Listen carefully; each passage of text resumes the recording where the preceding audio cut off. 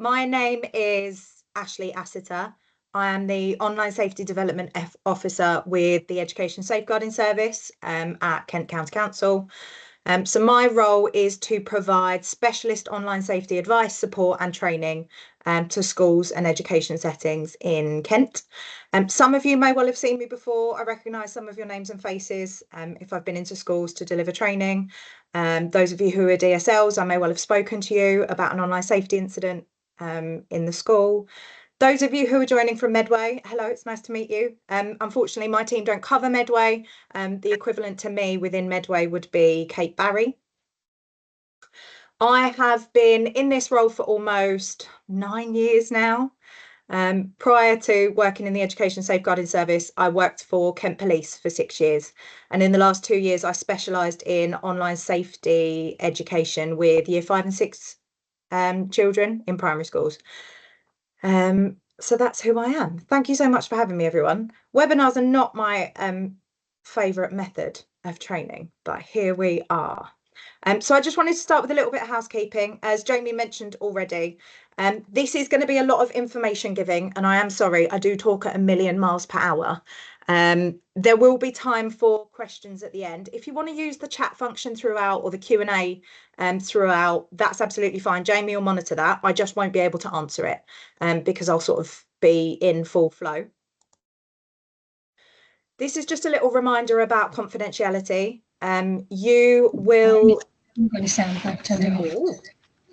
You will already be aware of your responsibilities towards confidentiality. So if you do have a question, I think Jamie's going to stop the recording by the question and answer session anyway. But if you do have a specific question that relates to a child or a young person, by all means, speak to me afterwards. If you contact us through the Education Safeguarding Service, then we can offer you support that way. And this is also my health warning. I like to give a little health warning at the start of my training. I won't be showing you anything or telling you anything that I shouldn't be, but we will be discussing some fairly sensitive subjects during this session. And it might not be appropriate for children or other adults to overhear. So please do be mindful of your environment. Have a think about anyone else who's around who might be able to overhear what we're talking about. And likewise, look after yourselves as well. If anything I discuss causes anyone to feel distressed or uncomfortable, it's okay to take a break. You can reach out to me or one of the team afterwards if you need to. So the learning objectives for this session, the things that we'll be exploring: social media and the potential impact on children's mental health, self-esteem and emotional well-being. So we'll have a look at some of the latest evidence-based research on how and why children and young people are using social media. And we'll have a balanced view of how their behaviours and attitudes might be affected by the content that they see and the way that they interact with each other. We'll also explore some meaningful approaches to support children's mental health and well-being in that online space. And our safeguarding responsibilities to recognise, respond and refer any significant concerns. And as we go through, I'll be signposting you to lots of different organisations and resources and sources of support. So that's both for you to use directly with children and families, whether it's educational resources for you to use in schools or things that you can signpost parents and carers to. After the session, I will share a copy of a handout copy of the slides with the team as well, which will contain any links to any of the research or any of the resources that I talk about. So you will all get those hopefully by the end of the week. So don't panic and feel like you have to make copious amounts of notes, because you'll get it all hopefully. So most of you will be aware of Maslow's hierarchy. And the theory that human beings need to satisfy their most basic survival needs before they can start achieving higher up in the hierarchy.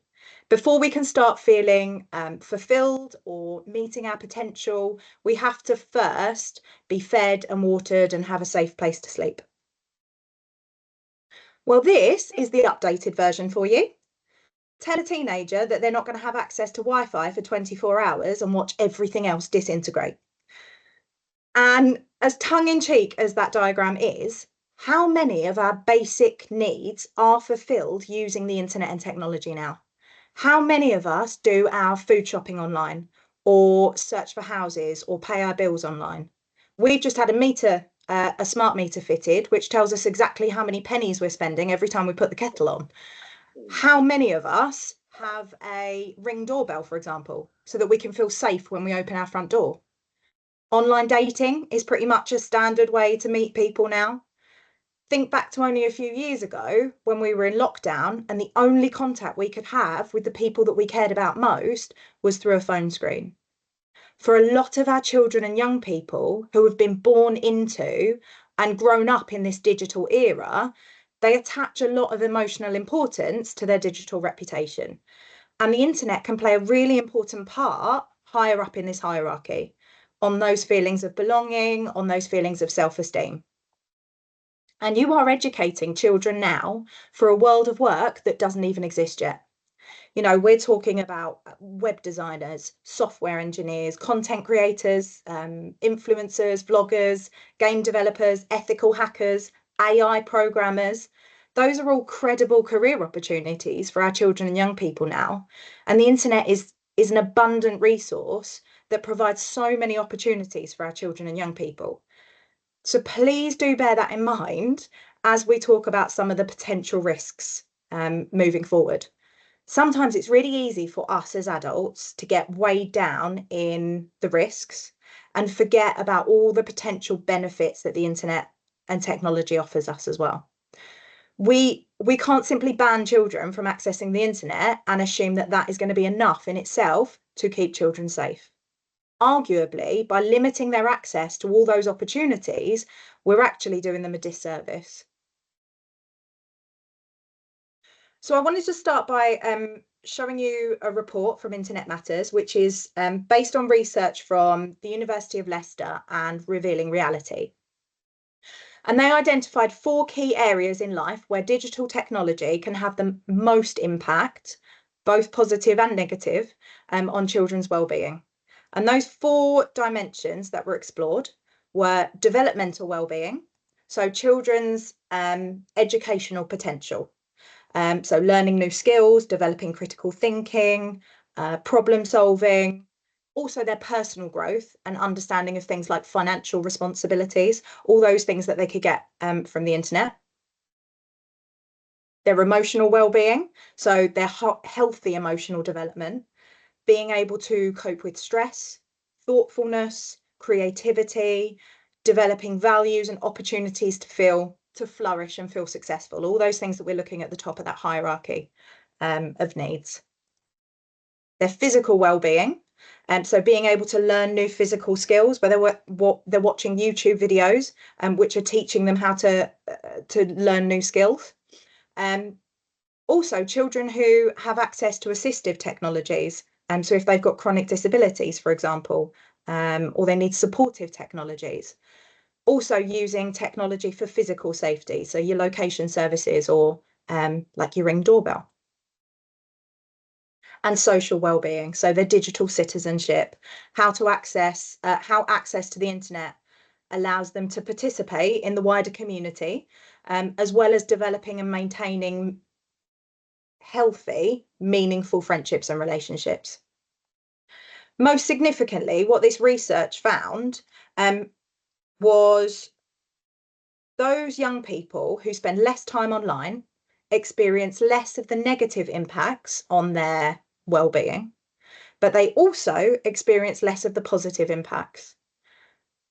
They also found that family life and parental behaviour plays a really key role in the impact that digital technology has on children's well-being.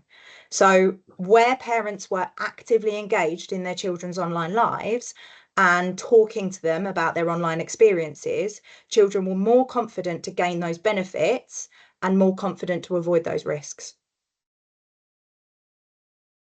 As I said, if I mention any research or organisations to you, I will link them in the handout for you if I don't put it in the chat at the end. So let's start by talking about social media. Social media is kind of the collective term for platforms that enable us to socialize with other people.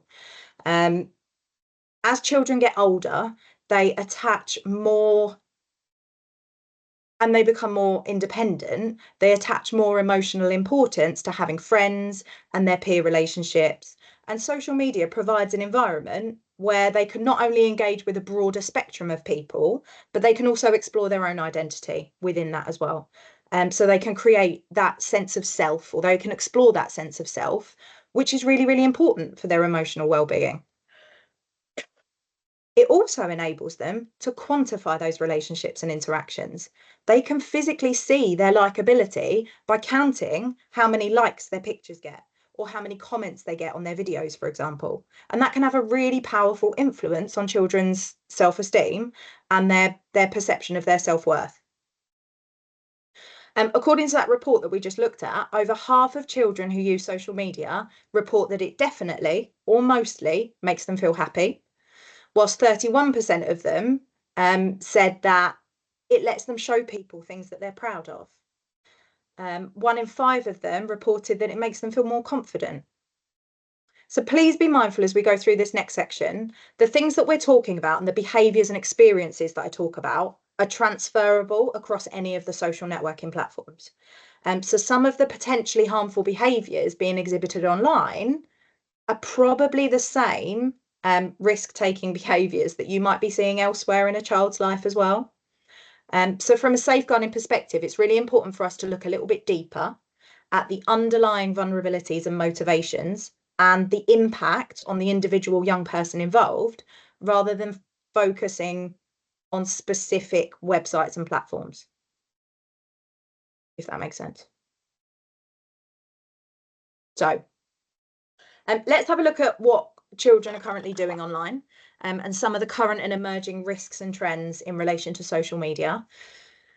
The statistics I've used for this slide all come from Ofcom's report into children's media use and attitudes.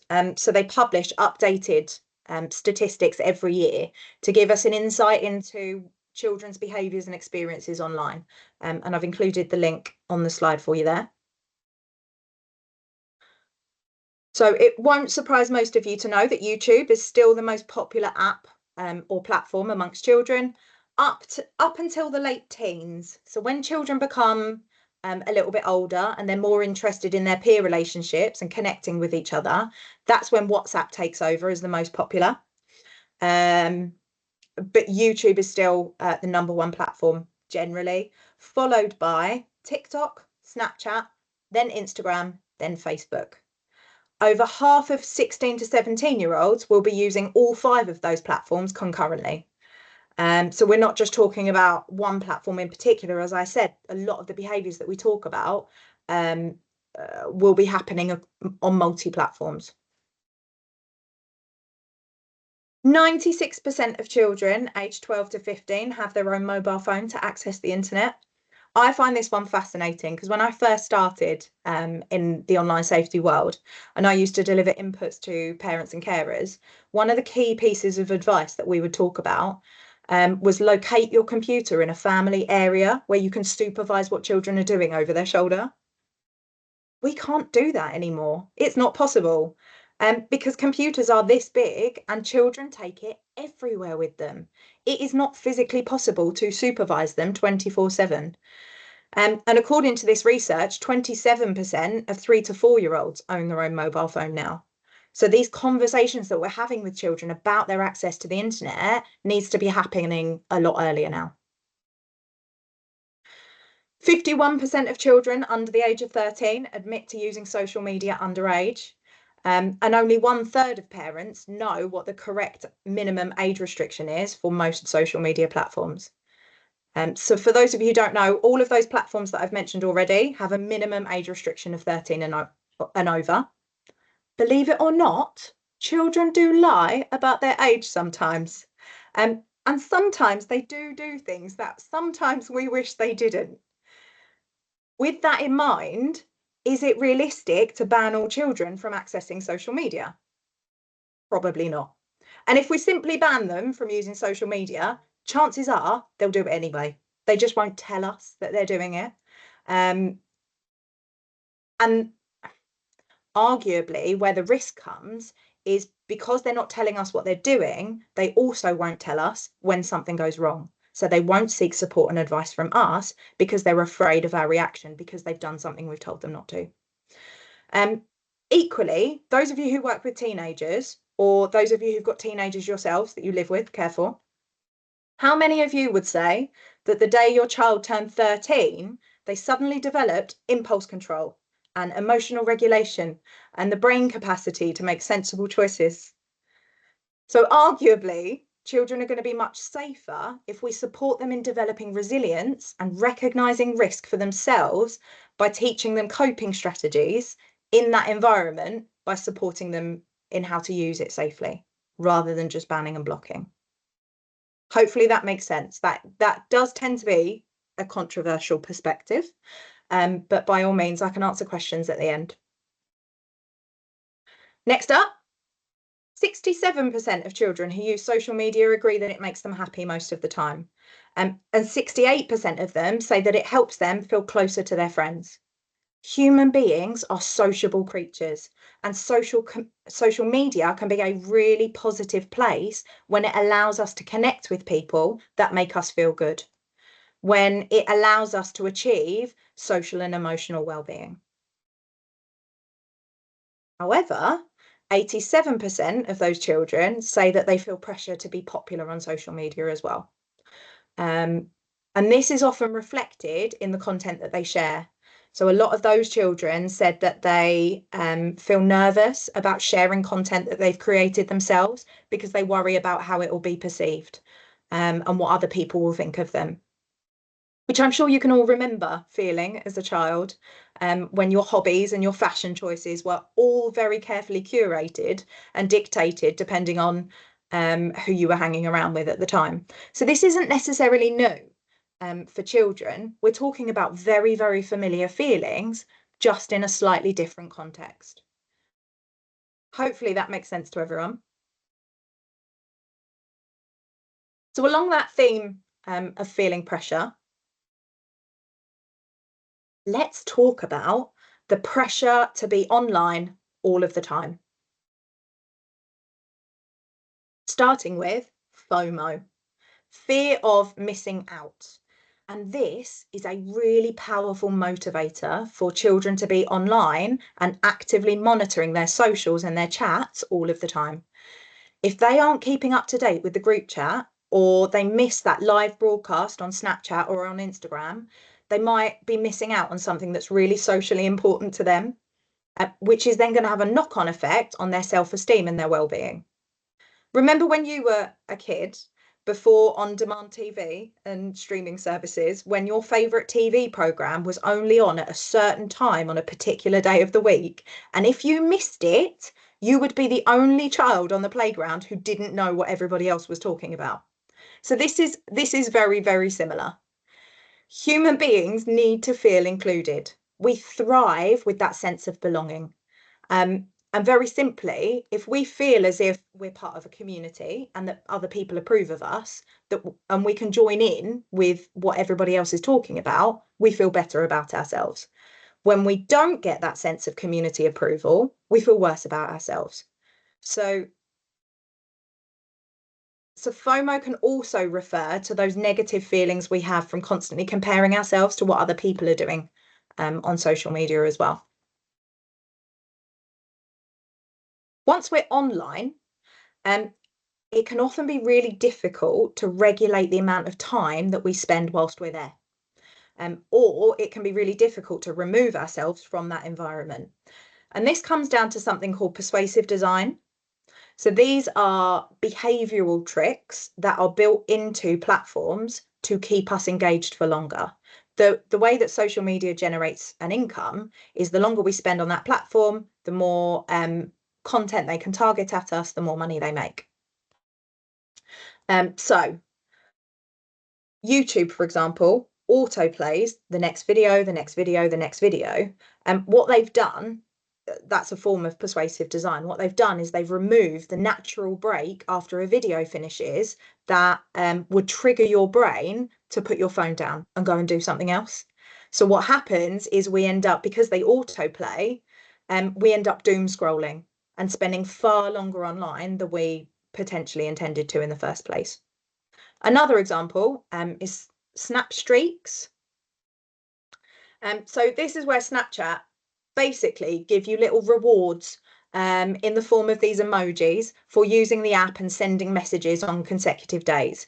So it encourages you to log in every single day and send messages to people every single day in order to get these sort of little emoji rewards. This also allows young people to quantify and rank their friendships, which feeds into that social well-being. I can visibly see who my best friends are at the top of this tally. That makes me feel worthy. That makes me feel loved. I know teenagers who will employ Snapchat babysitters. If they know that they're going on holiday and they're not going to have their devices or they're not going to have access to the internet, they will give their username and their password to their best friend to keep their snap streaks up to date. Blows my mind. However, if we think about brain development for a second. If we think about brain development for a second and we acknowledge that the prefrontal cortex, which is the part of our brain responsible for decision making and risk taking and impulse control, doesn't fully develop until you're in your mid-20s. Neurologically speaking, children are hardwired to make silly decisions sometimes and not necessarily be able to manage their own screen time or regulate the urge to constantly check their phones. As adults, we can be just as bad at this too. This morning, my phone notified me that last week I averaged 6.5 hours screen time every day. 6.5 hours per day on my mobile phone. I'm an adult with 2 children and a full-time job. And that is a lot of time to be spending continually looking at my phone. So this can catch us out as adults as well as children whose brains have not fully developed yet. And we need to understand all of these things about brain development and motivation and persuasive design so that we can change the way that we're talking to children about their screen time and be more supportive in offering them effective tools and strategies on how to manage it. Currently, there is no evidence that screen time will have a negative long-term consequences for our health. There was a study done by Cardiff University and the University of Oxford, which proposed a Goldilocks theory. So they suggested that there is a point between high and low use of technology that is just right for teenagers, where their sense of well-being is actually boosted by having moderate amounts of screen time. So where they are learning and expressing their creativity and relaxing and playing with their friends and feeling good about themselves, that is all really, really positive. And we should be encouraging that kind of moderate level of access to technology. We need to be exploring this in terms of quality rather than quantity. So focusing on what they're doing online and the impact that those activities are having on their well-being rather than just the amount of time that they're spending. Very, very simply, children who spend less time online have fewer opportunities for it to impact on them, both for the good and the bad. And they also have fewer opportunities to develop resilience in that online world as well. So what can we do to help? Focusing on teaching and learning about that healthy balance. So the same way that we talk to children about having a healthy, balanced diet, for example, rather than saying certain platforms are good and certain platforms are bad, it's kind of how do we manage that? Helping children to recognise the signs and symptoms of too much screen time. So when they're feeling tired or hungry or anxious, is helping them to recognise those feelings and then giving them practical advice on how to manage it. It might be appropriate for you to help some children to explore the tools that are available on social media in order to help them to limit their screen time. So Instagram and Facebook offer you tools to set timer limits, for example. You can set screen time reminders. So believe it or not. Mine is set to 10 minutes a day. And after 10 minutes, it pops up with a little reminder that says, you've reached your screen time limit. Why don't you take a break? And that reminder might just be enough to trigger that child to put their phone down and go and find something else to do, or gives them an opportunity to be mindful and think about the impact of that screen time on their body. Interestingly enough, 45% of 8 to 11-year-olds think their parents' screen time usage is too high. So there may be quite a valuable opportunity there to encourage parents to role model those positive behaviours and think about how much time they're spending on their phone in front of their children. And I know that's easier said than done. A lot of this will involve the way that parents behave around their children. But perhaps we can work with our families to set appropriate boundaries when they're at home. So things like that family agreement at the bottom from ChildNet gives you a template for setting appropriate boundaries and appropriate rules about how technology will be used in the home, or encouraging parents to explore those healthy offline activities too.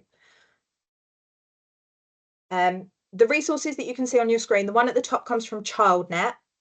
Which if you're looking for educational resources, ChildNet is probably, particularly around online safety, ChildNet is probably the one that I would signpost you to. The one in the middle, social media advice, comes from Internet Matters.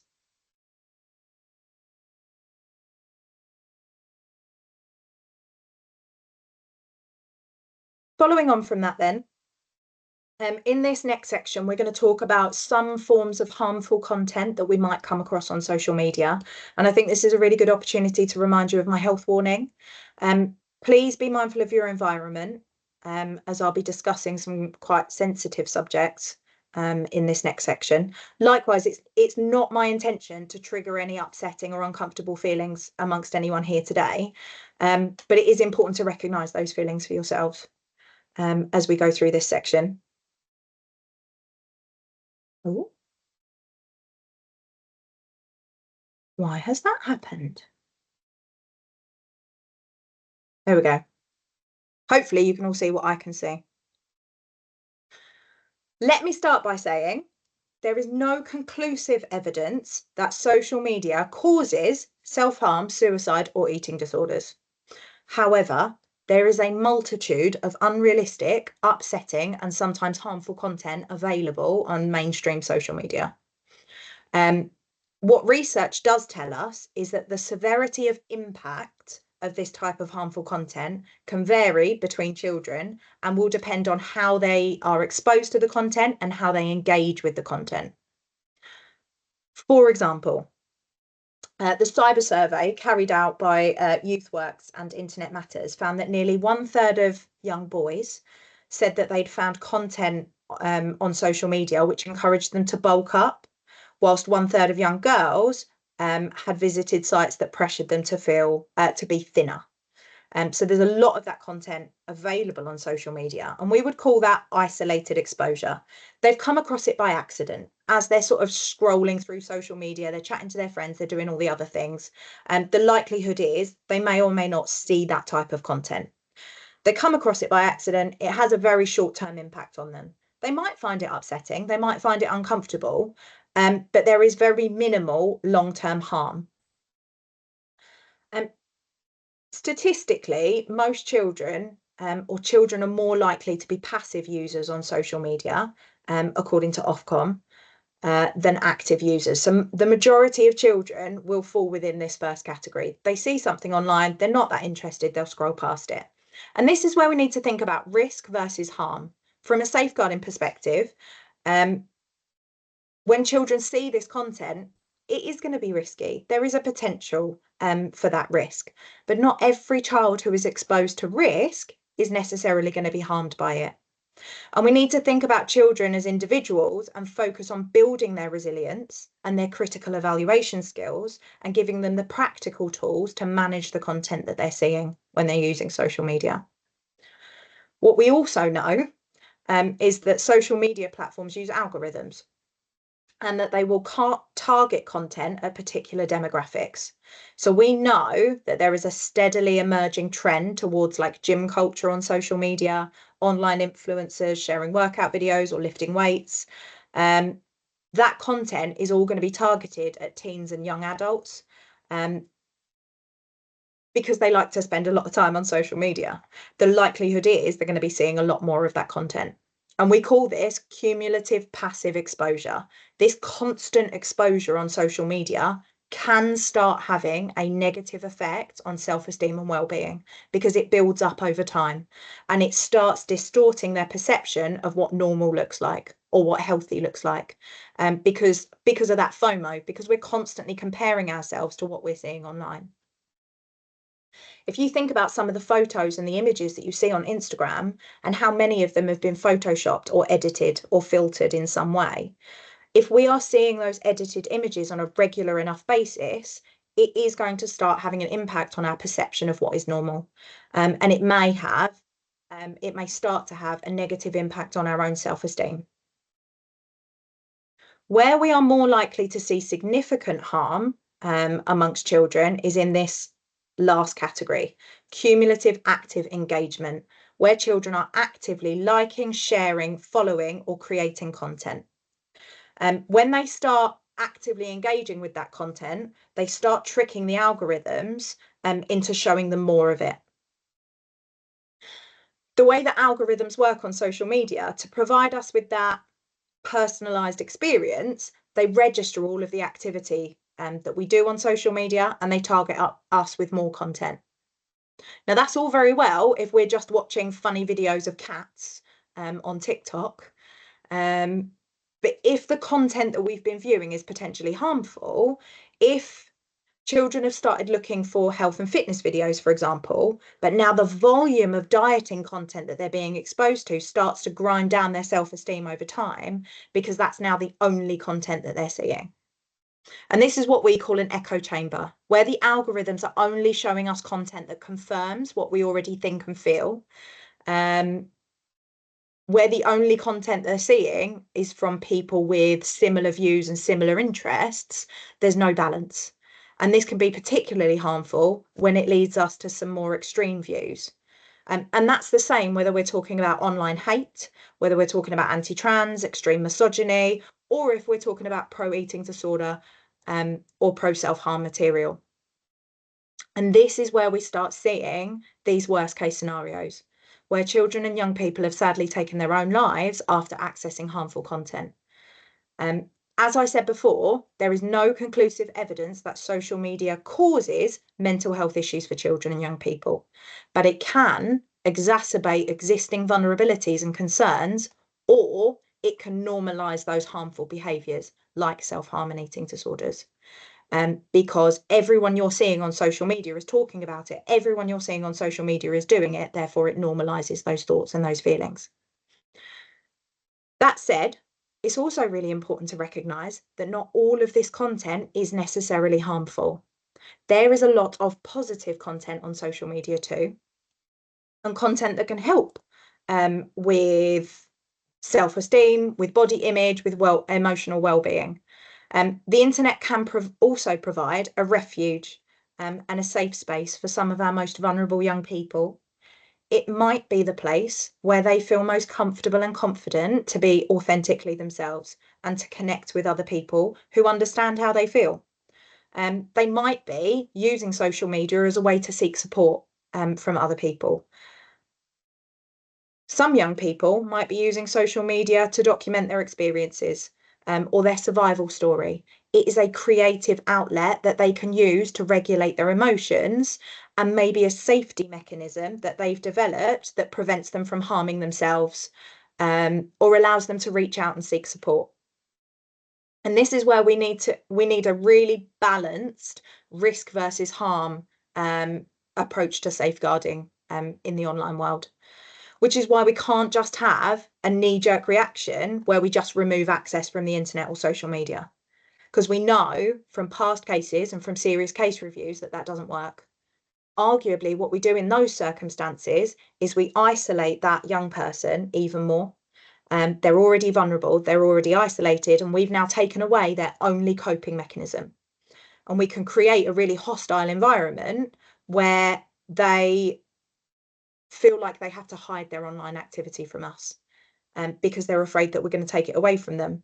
If we simply remove those safety mechanisms that they've developed for themselves without exploring their underlying vulnerabilities or why they're doing it, or providing them without any or, or without providing them with any offline support or alternative coping strategies, then we aren't actually resolving the issue. If we simply look at it as an ICT issue, and if we take the technology away, it will stop it from happening, then we're leaving that young person really, really vulnerable. What we do is we push them into deeper, darker areas of the internet where we as safe adults aren't available to recognise and respond to those concerns. If they don't have access to technology in school, chances are they'll go somewhere else and do it.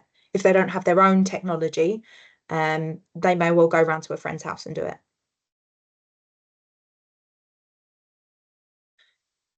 So if we have a concern that a child is actively engaging with potentially harmful content online, we need to be following our existing child protection procedures. So speaking to our designated safeguarding lead.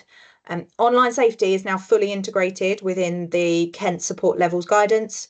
So if you have concerns that a child is at high risk of harm due to illegal or inappropriate conduct online, if they are struggling with emotional or mental health, which is having a significant impact on them, then we can make that request for support.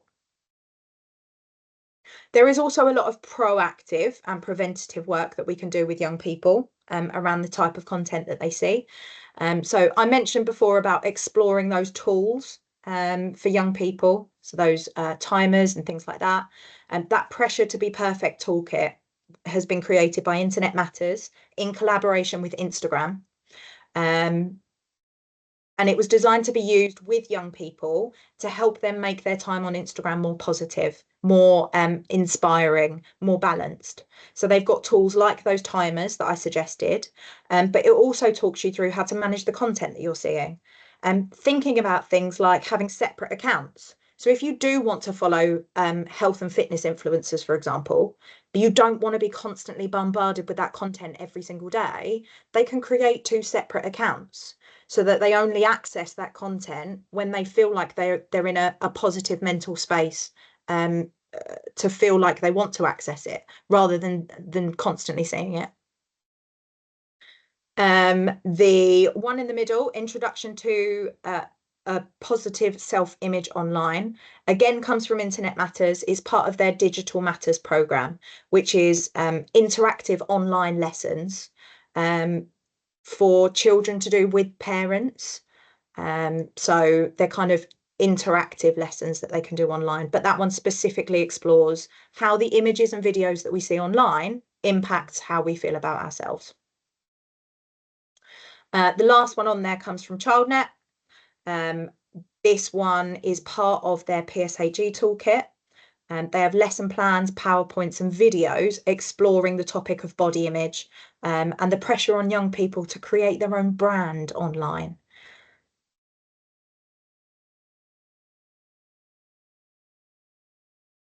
Additional, more targeted resources that you might find useful. You've got your usual sources of support for young people. So you've got Childline, you've got Beat.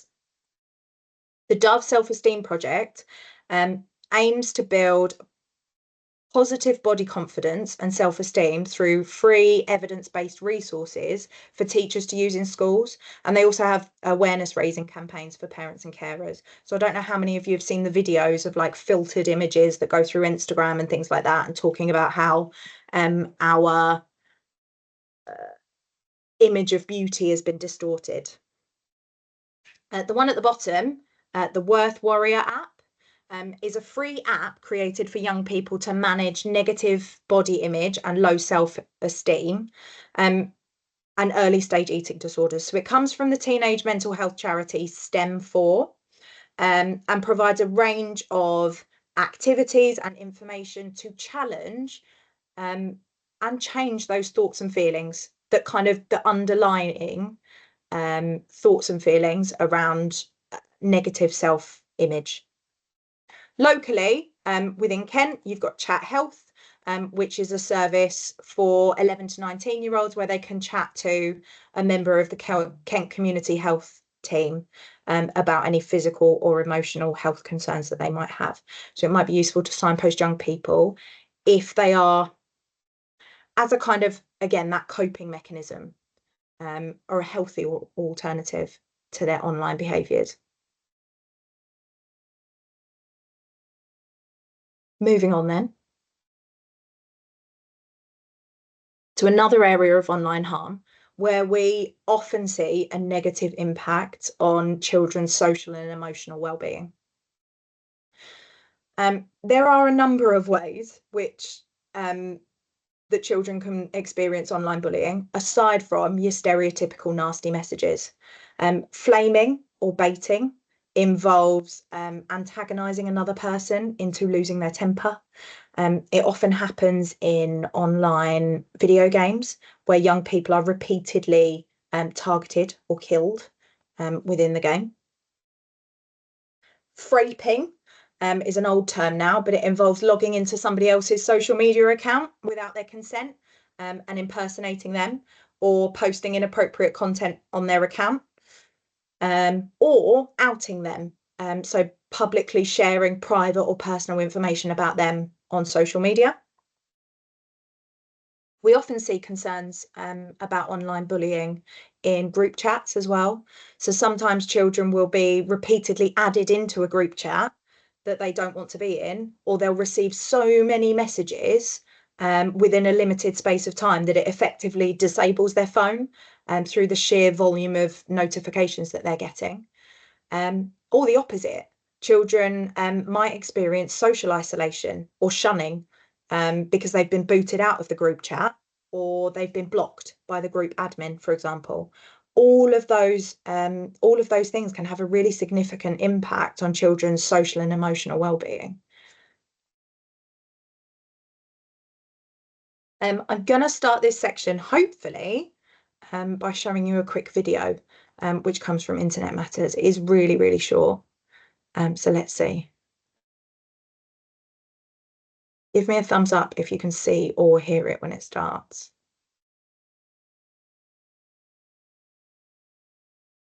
Thank you very much.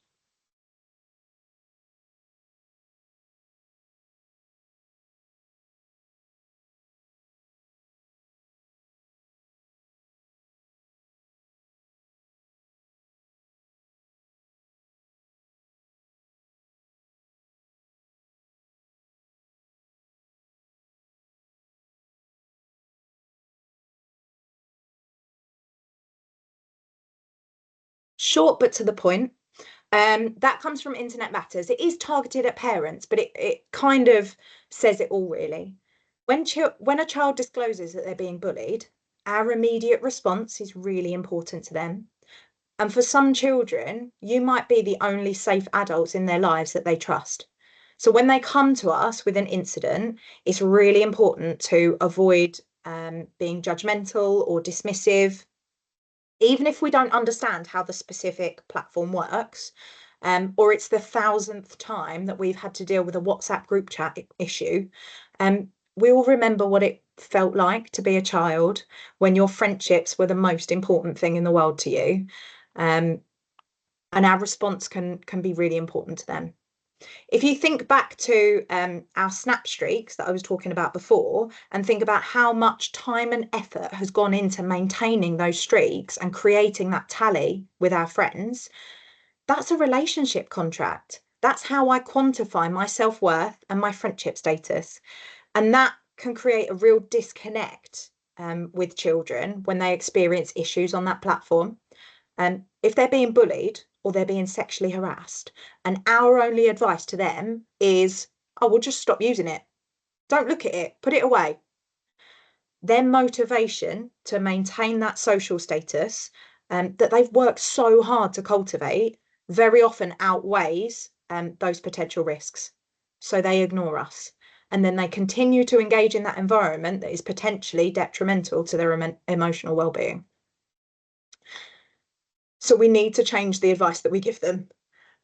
What we need to do is we need to empower them to take control back. We need to focus on that practical advice, like blocking people, reporting people, saving copies of messages, and create a safe environment where they feel like they can be honest and open about their online experiences. Supporting them to explore some of those safety tools. So report harmful content, which you can see in the bottom left, is a really good tool for that. It's also a really good one to signpost parents to, because parents are responsible for this as well. It talks you through the reporting mechanisms on all the most popular platforms, as well as some of the gaming services as well. What they also have on report harmful content is not just bullying, it could be any form of harmful content that they come across. And they also have an escalation procedure. So if they make a report and the platform comes back and says they're not breaching our terms and conditions, they're entitled to their opinion, or we don't consider it to be harmful, you can follow the escalation procedure, speak to a human being at the UK Safer Internet Centre, who will speak to a human being at Facebook, Instagram, Snapchat, wherever, who will review that report for you. If we focus on that practical advice for our pupils, and we build a culture of anti-bullying in school that focuses on children's emotional and social well-being, focused on things like kindness online and healthy friendships. Simply banning social media or mobile phones in schools isn't going to make this less of an issue for children. It just means that it's not happening whilst they're at school. It is still an issue for them. They just feel like they can't talk about it. I'd like to give you an example now, an example case study, but also remind you of our health warning while I talk about this. This is Hannah Smith. Hannah was a 14-year-old girl from Leicestershire who sadly took her own life after receiving some of the most awful and hateful messages online. She was a particularly vulnerable young person who was using an anonymous chat site called Ask FM. So she was posting anonymous questions to strangers. And she was asking things like, do you think I'm pretty? Or why does everybody hate me? Now, I'm sure you can all guess the types of responses that she got from strangers on an anonymous chat site to those sorts of questions. And this is an example of something we call digital self-harm. In the same way that a person who is feeling extremely distressed and dysregulated might choose to physically self-harm as a coping mechanism, some young people use the internet, in particular social media, to invite abuse as a form of emotional harm. Sadly, in Hannah's case, following her death, the police did investigate. The police investigation found that 98% of the messages that Hannah had received had come from her own IP address. So she'd been sending those abusive messages to herself as that form of digital self-harm. So she was looking for other people to join in the hateful, hurtful content that she was posting about herself anonymously. And I think this illustrates quite clearly why online safety is considered a safeguarding issue, and why we can't be telling children who are being bullied that if it happens on social media, it's happening at home, it's not a school issue. Because we absolutely have a responsibility to protect and support our most vulnerable pupils. Just because they're using social media as the platform to express their emotional turmoil doesn't make it any less valid. So how can we help? Firstly, no one knows more about what children see and experience online than they do. So we need to be encouraging all adults in school to take an active interest in their online world. Listen to what they say.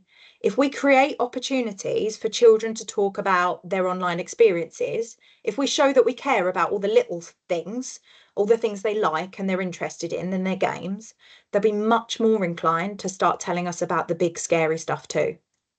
I've already mentioned all the other points on there. So I'll share some resources for you. The one at the top is from Internet Matters. It's support for parents to talk to children about online bullying. The one in the middle comes from ChildNet. Let's talk about life online. That one is more about conversation starters, can be useful for parents and for staff. The last resource comes from the NSPCC, and it isn't specifically related to online safety, but has some really good ideas about creating that safe space when we need to have more difficult conversations with children. For some of the children and young people you're working with, you might be the first adult they've come across who shows a genuine interest in their online experiences. And sometimes when children have seen and experienced something harmful, they might be too scared or they might feel too ashamed to tell anyone. So when we create that non-judgmental safe space to have those open conversations, that can be really powerful. Going back to our mental health support online, you've still got your usual. So you've got Childline, you've got Papyrus, Young Minds, Samaritans. I don't know how many of you are aware of Ripple. It's a free download. So it's a browser extension that you can download onto your computer. But it basically monitors the content that the things that you type into your computer. And it will provide messages of hope and support if it recognises that someone has been searching for terms that relate to self-harm or suicide. It also signposts to 24-hour mental health charities and support. So if a child is searching self-harm terms, for example, it will kind of register that, and then it will send them, set them up with a reminder and signpost them to other support.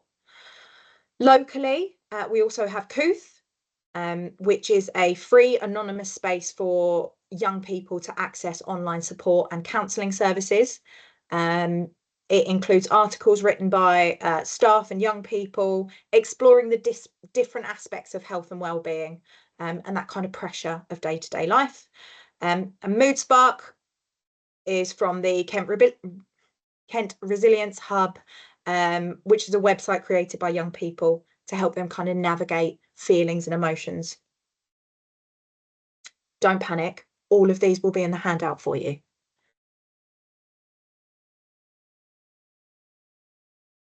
So with Hannah's case study in mind, I think this is a really good quote to put things back in perspective for us. Instead of asking, does social media use cause mental health issues? Perhaps a better question might be, why do some young people prosper online whilst others get into real difficulty? Vulnerable children do experience more of the negative impacts of digital technology on their well-being than their less vulnerable peers. And there are certain factors in a child's life and experiences in their childhood that can cause them to be at greater risk of harm online, or will influence how negatively they're impacted by those experiences. So some children are more likely to experience certain types of harm depending on their underlying vulnerabilities. And that's what you can see here. Age and gender are highlighted because they're the two most common vulnerabilities that every single child will have. Children, by their very nature, are vulnerable.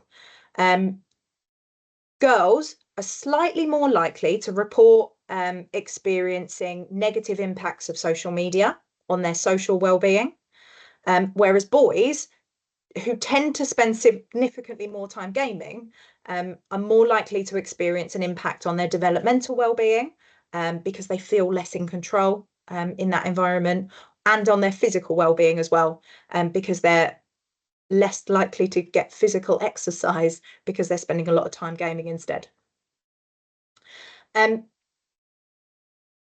Because of your nature of your role in schools, you're likely to be seeing a lot more of these risk factors as well. And this can help us understand why some children take certain risks online when their motivation to fulfill an unmet need in their offline life outweighs the boundaries and safety advice that we give them to keep them safe. I'll give you an example. The Ofcom did some research into online communications amongst children, and they found that children who identified as LGBTQ+ were far more likely to feel confident communicating online than in person, because they were able to find communities of like-minded people who had shared experiences. Those children were therefore more likely to respond to messages from strangers and experience contact risks as a result of their motivation to kind of seek that that support and that connection. Alternatively, children who've experienced prior childhood trauma, like domestic abuse, for example, might not recognise risk online in the same way as other children because their threshold for risk and harm is already so much higher, or because their perception of what a healthy, loving relationship feels like has already been distorted. So they are likely to have they are likely to find themselves in situations that is significantly more risky than children who haven't had those prior experiences. That said, children who were classed as vulnerable also scored slightly higher with regards to their positive emotional well-being, feeling good about themselves as a result of their digital behaviour. So we can't simply ban our vulnerable children from accessing the internet because actually they're going to be missing out on all of those positive benefits as well. There is a lot of research into the experiences of vulnerable children in the digital world, which I will link to all of it in the handouts for you, along with some of the specific resources. What I would say is the best approach is to identify who are our most vulnerable children and target them with specific support and specific advice in order to keep them safe. So I've included some of the resources here that I think you might find helpful. If I click, there we go. The Inclusive Digital Safety Hub has been developed by Internet Matters. This is going to be a really, really useful resource for you. They look at specifically created resources and research into children who are LGBTQ+, children who have special educational needs and disabilities, children who have communication difficulties. And they've also got specific resources for children who are looked after or care experienced. So they've identified through all of their research the specific risks and vulnerabilities that they might have, and then created specific resources to help you support them. Some of those you can see in the middle. So those connecting safely online, they work with sort of big corporations like Meta to develop specific resources. The one at the bottom, the digital passport, that has been created specifically for foster carers who might have new children coming into placement with them. And it's basically like a template resource for them to explore what children already have access to, what they like doing online, and how they can better support them in keeping them safe. So it was specifically designed for foster carers with looked after children in mind, but I think it's useful for any parents and carers. Might also be useful as part of like transition, working with new children coming into school. ChildNet have their STAR toolkit, which are resources specifically for children with SEND. They've also worked with Stonewall to create this resource on the bottom right-hand corner around children who are LGBTQ+, and supporting them online. What is the biggest risk online? That we only focus on the risks and we forget about all the benefits that we talk about at the beginning. It is really important to remember how many hundreds of thousands of times a day we and our children access the internet and none of that horrible stuff happens to them. Sadly, all those things existed prior to the internet. The internet didn't create racists or sex offenders or bullies, and simply limiting children's exposure to the internet won't necessarily prevent them from having nasty or hurtful experiences. The internet is here. It is here to stay. So what can we do to make sure it is as safe as possible for our children and young people? I am finished.